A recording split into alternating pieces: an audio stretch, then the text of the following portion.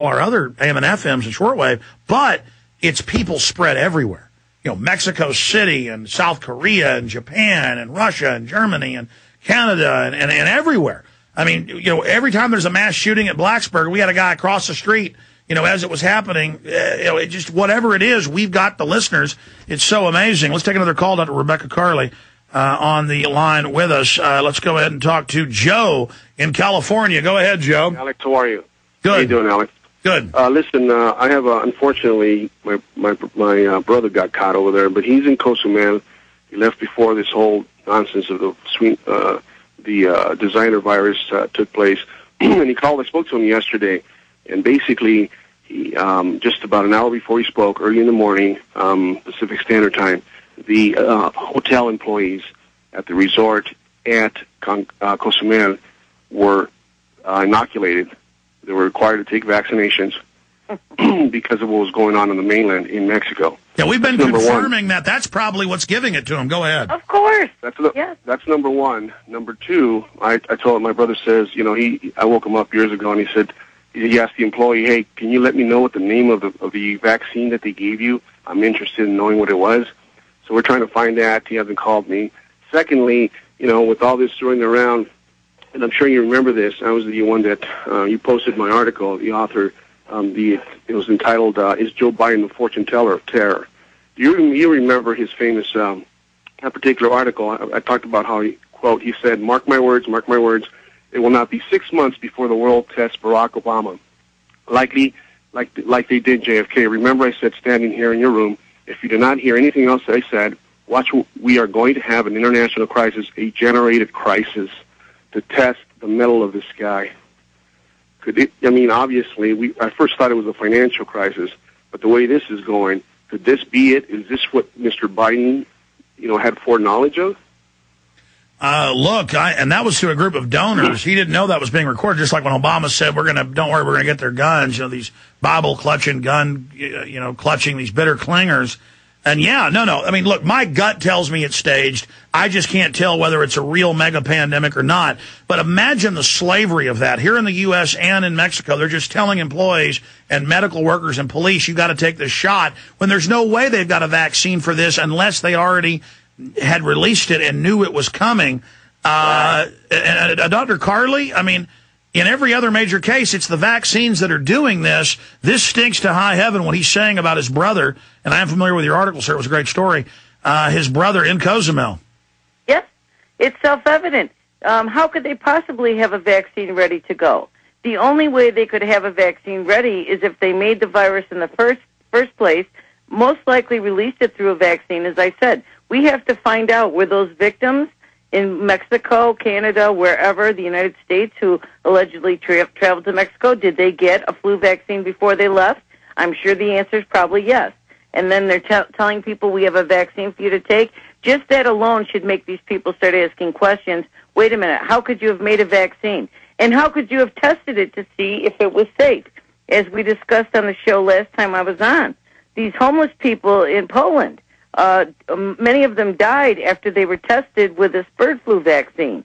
So how do we know we're not just having another mass experiment right now with this vaccine? I agree. We need an article saying, how do we know this isn't another bad vaccine or by design, and then tie it into all the deaths and all the past things that have happened. Going back to Joe in California, anything else, sir? Yeah. One quick question, Alex. You're the one that posted it, and I haven't heard much about it, and I listen to you every day. What happened to that video clip that you posted with regards to Dr.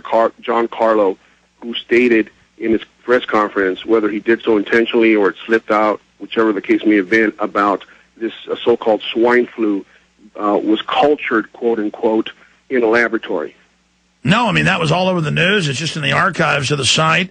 I think the headline on that was that this flu is a mix, a rare mix of other viruses, and that was in Dallas. He was the medical examiner saying, but you can say that meant we've cultured it and it's this, or they grew it in the lab. But now we have a general on CNN saying openly that could have been made in the lab.